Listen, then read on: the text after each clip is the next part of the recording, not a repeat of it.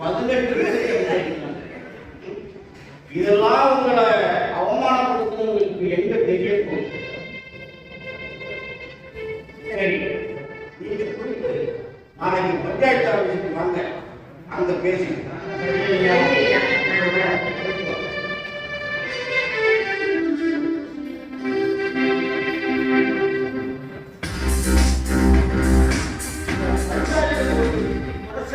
எப்படி சொல்லி புரிய வைக்கிறதுனே தெரியலையே. பாப்போம், நாளைக்கு பேசிக்குவோம்.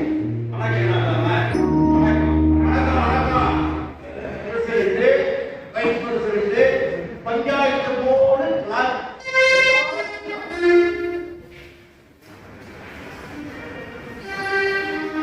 இது அந்த அவங்க 2 பேரும் இங்கதான் இது அவங்க அந்த அப்படி சொல்லக்கூடாது. அவங்க நம்மள மாதிரி பூர்வ குடிகள் தான். இந்த மண்ணை சொந்தம் கொண்டாட அவங்களுக்கும் உரிமை இருக்கு.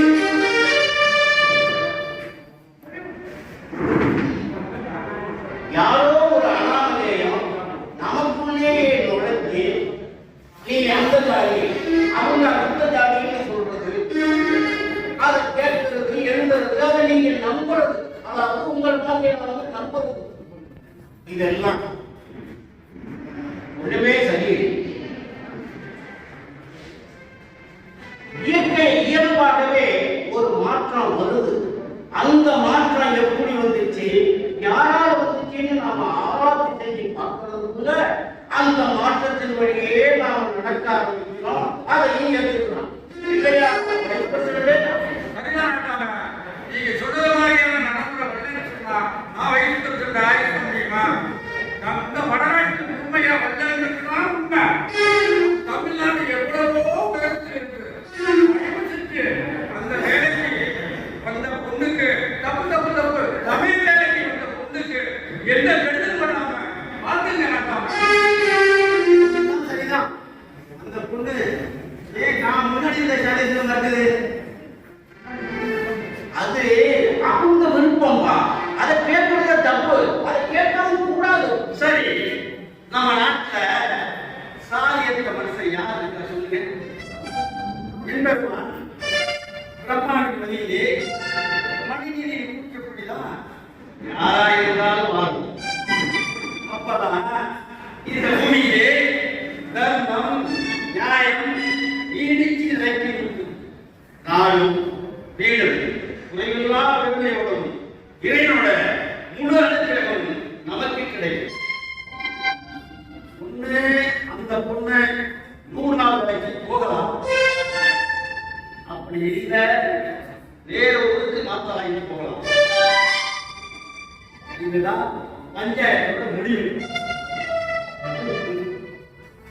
மனவேதனையோட சொல்ற பஞ்சாயத்து சேர்ந்து உங்க பேச்சு சமுதாய மேன்மைக்கு எதிராக இப்படியெல்லாம் பேசாதீங்க.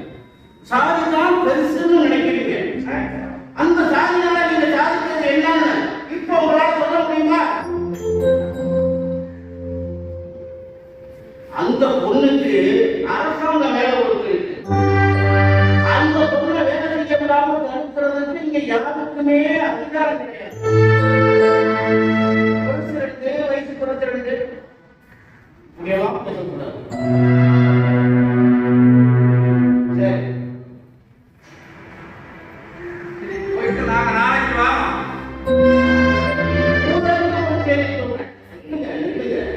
ஊரறிஞ்சு ஒரு செய்தியை சொல்றேன், அதையும் கேட்டுட்டு போங்க.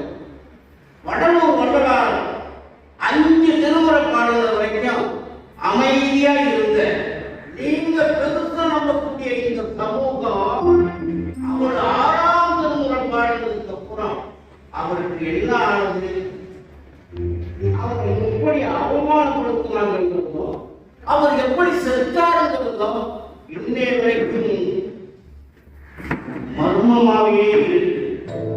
வள்ளலார் 6ஆம் திருமுறையில சாதி மதம் சங்கடம் உச்சதையே பாடுறதுனால்தான் அவர் மறைஞ்சார்.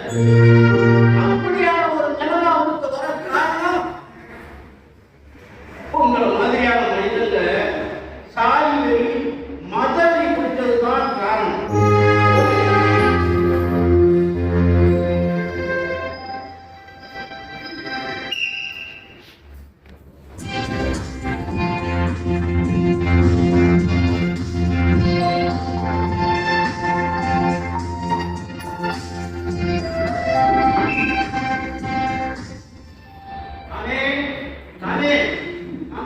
பஞ்சாயத்து கேட்கறது ஒன்னா தெரியுதோ பாப்பா என்ன வெளியே வீசிட்டு வந்திருக்கேன் வேலை கொண்டு வந்திருக்கியா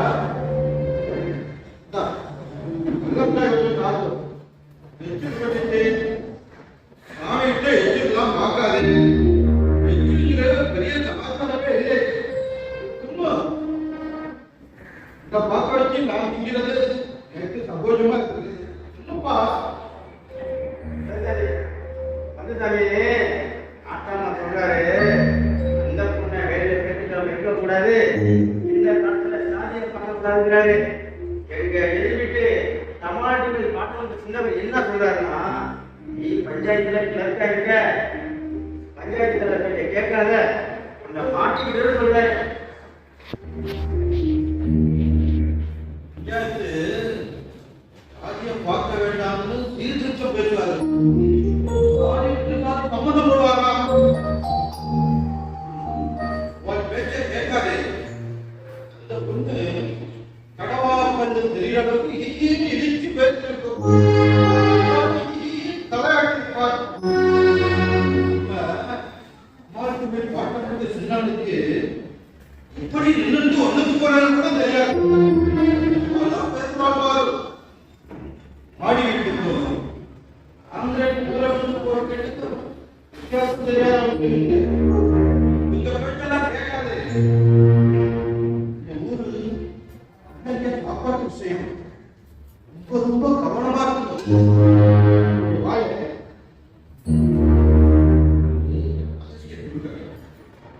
ஒரு 2-3 மாசத்துக்கு அவளை பிள்ளைய விடாம தடுத்து அவள் வேலைக்கு அவளை வேலையை விட தூக்கிடுவான்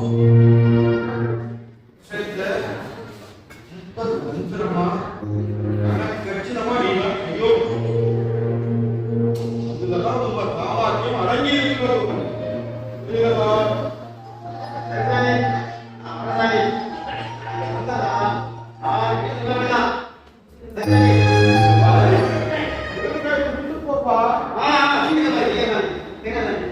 யாருமே சொல்ல மாட்டேன் கவனமா இருக்கோ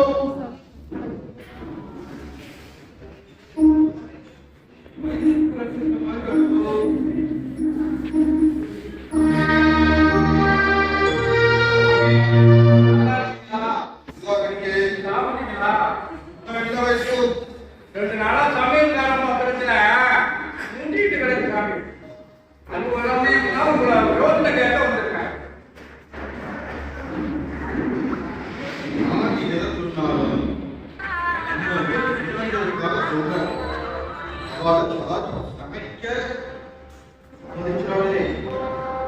தீபகுற்றமா போயிட்டு நம்ம குடும்பம் நல்லா இருக்கணும் குடும்பம் நல்லா இருக்கணும் இது வாட்ஸ்அப்ப வாங்கிட்டாரு உனக்கு முக்கியம் அதுதான் மனசுல வச்சிருக்கு நீங்க சொல்றது சரியில்லை சாமி அந்த பொண்ணுக்கு வேலை கொடுத்தது அரசாங்கம் அரசாங்கத்தை தப்புன்னு சொன்னா ஊர்சாமி அரசாங்கத்தை தானே தண்டிக்க முடியும் என்ன எப்படி தண்டிக்க முடியும் அந்த பொண்ணுக்கு தயவு செஞ்சு எந்த நபரும் நான் வேலைக்கு கடந்துட மாட்டேன் எந்த பிரிவும் வராம வந்து பார்த்து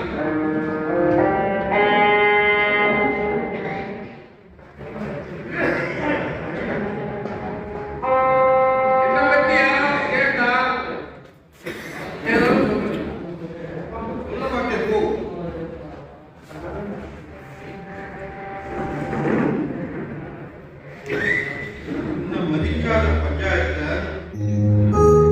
யாரும் மதிக்காம செஞ்சாதான் நான் இங்க நிக்கலாம் இடைக்காலத்தில் போய் தேடி போய் நானும் பார்த்து பேசிட்டு வந்துட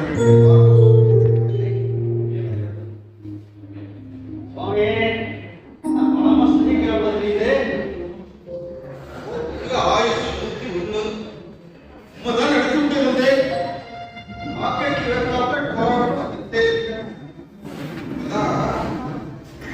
வெந்தனே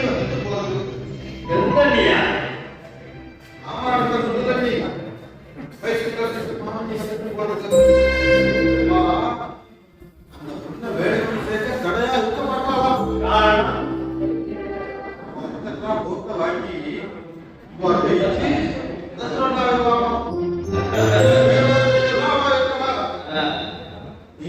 நீங்க ரொம்ப சரியா இருக்கும்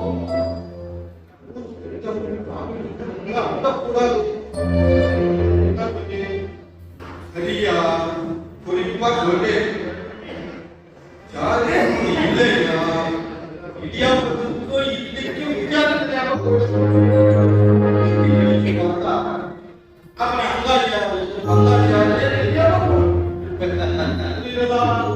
வயசுங்க சொல்லி பார்க்கிறேன் கேட்கிறத வச்சுக்க அம்மை மாமாவோட கூட்டிட்டு போய் கூத்தாடர் கோயிலுக்கு மாலை போட வைக்கிறேன்.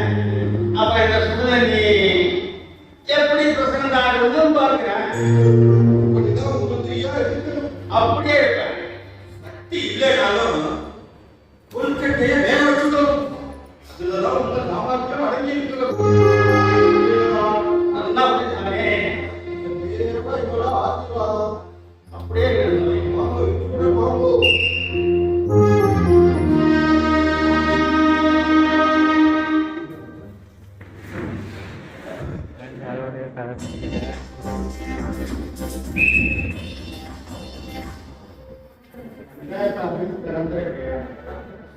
உத்தரைக்காரன்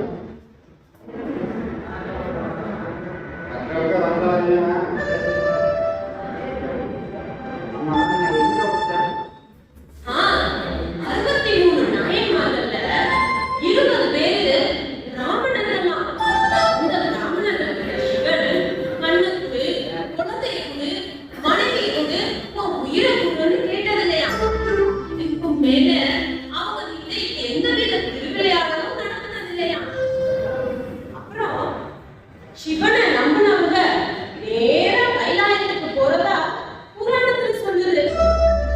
ஆனா மற்ற சிவனடியார்கள் சிவனுக்காக மற்றவங்களை கொல்றதும் வன்கொடுமை செய்யறதும் தன்னைத்தானே அழிச்சுக்கிறதும் சரிதாங்கிற பெரிய புராணத்துல செய்யலாம். சிவனடியார்களுக்கு மனைவியை அனுப்பி வைக்கிறதும் அவங்களுடைய நாக்க வெட்டினதும் மூக்க வெட்டினதும் எந்த விதத்துல நியாயம்? சிவன் இப்படி கேட்டது சரியா என்ன? இறைவனின் திருவிழா இதை எப்படி தப்பு சொல்றேன்னு அதிகாரம் கேட்பாங்க.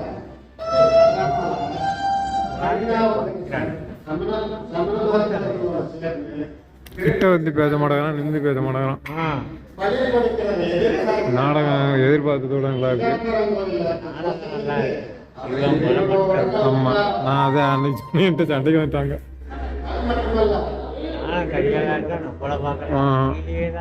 நிமிந்து பார்த்து பேசினாலும் நல்லா இருக்கும்.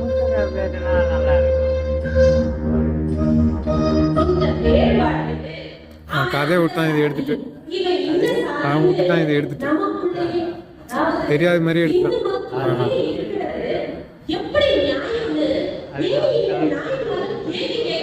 கண்டுபிடிப்பாங்க.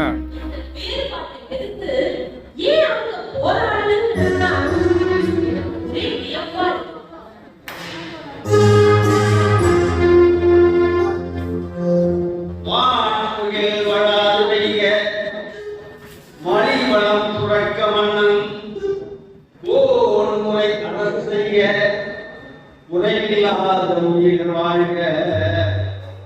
நான் மலை அணைந்த ஓங்க நத்தவம் ஈழ்க ஏழைகள் கைவெளி உலகுக உலகமெல்லாம். சிவனுக்கு அடியவர்கள் இறைவன் சிவன் இனத்தை நடைமுறைப்படுத்துவது எப்படி தவறு?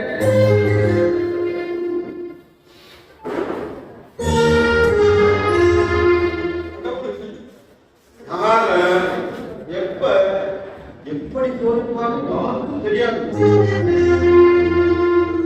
சுருக்கமா சொல்லணும். கடவுளுக்கு தெரியாம தெரிஞ்சுக்கிட்டே சோதிக்கிறார். அந்தனர்களை சோதிக்காம அந்தனர்கள் அல்லா சோதிக்கிறார். சுருக்கமா சொல்லணும்னா நான் சொல்றேன், ஓர வந்தீங்கன்னா நாயன்மார்கள் வரலாறு சுருக்கமா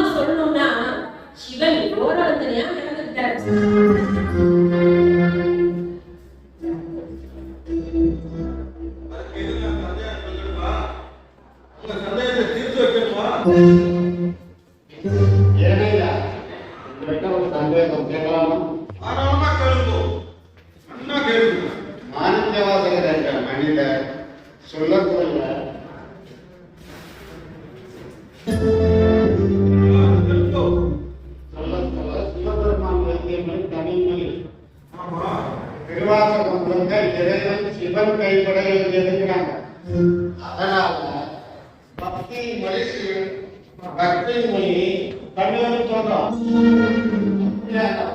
தமிழ் மொழியில சிவாலயத்தில் உள்ள சாமிகளுக்கும் சிவனுக்கு சிவாலயத்தில் உள்ள சாமிகளுக்கும் தமிழ்ல மந்திரம் சொல்லாம ஏன் சமஸ்கிருதத்துல சொல்லி அர்த்தத்தை அவருக்கு செய்ய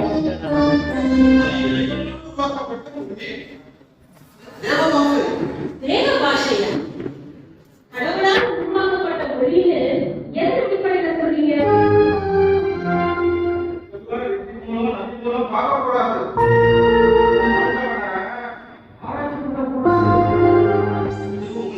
பெரிய ஆபத்து கேள்வி கேட்காதா மனுஷன் கேட்காதா இந்த மனசாட்சி பேசுகிறதானே தமிழ் பாமர மொழி, நீச்ச மொழின்னு தேவ பாஷை இல்லைன்னு பேசுவீங்க, சொல்லுவீங்க, எழுதுவீங்க. ஆனா நீங்களும் நானும் பேசுற தமிழ்நாடுதான் நாங்க கட்டின கோயில்கள்ல இன்னைக்கு நீங்க வசதியா வாழ்றது. தமிழ்நாட்டு வந்தார வாழ வைக்கிற நாட்டு முடிச்சுங்க, வந்தடி செய்வதையும் வாழ வைக்கிற நாடு தமிழ்நாடு. இங்க உள்ளவங்களுக்கெல்லாம் செம்மட்டியை வைக்கிற மாதிரி சொன்னோம்னா நீ வாழ்க. நம்ம முன்னோர்கள் சொல்லி இருக்காங்க, சாதி இரண்டொழிய வேறு இல்லை சாற்றுந்தால் நீதி வழுவா நெறிமுறையில் இட்டார் வெளியோ இடாதால் இதிகுலத்தோடு சொல்லி இருக்காங்க. இதை நீங்க மனசுல வச்சுருங்க. எப்படியோ வந்தீங்க இருக்கிறீங்க. ஒரு சிறந்த தூண்டி விட்ட மாதிரி மக்கள் யாரையும் தூண்டி விடாமல் இருந்தா அதுவே போதும். சாதியும் மதமும் தான் மனுஷனை இழிவுபடுத்துது. சாதி மதத்தோட வம்பு, சாதி மதத்தோட வரம்பு வம்புக்கு ஆதாரமாய் இருக்கு. பிரசிடண்ட், வைஸ் பிரசிடண்ட் இவங்கெல்லாம் பக்கத்து ஊரா இருந்தாலும் அவங்களும் இந்த மண்ணை சொந்தம் கொண்டாட முழு தகுதி உள்ளவங்க. இவங்களுக்கு அரசாங்கம் வேலை கொடுத்திருக்கு. இதை நம்ம எப்படி தடுக்க முடியும்? தடுக்கிற உண்மைதான் ஏது. பாருமா, நீ போய் இன்னையிலிருந்து உனக்கான வேலையை நீ பாருமா.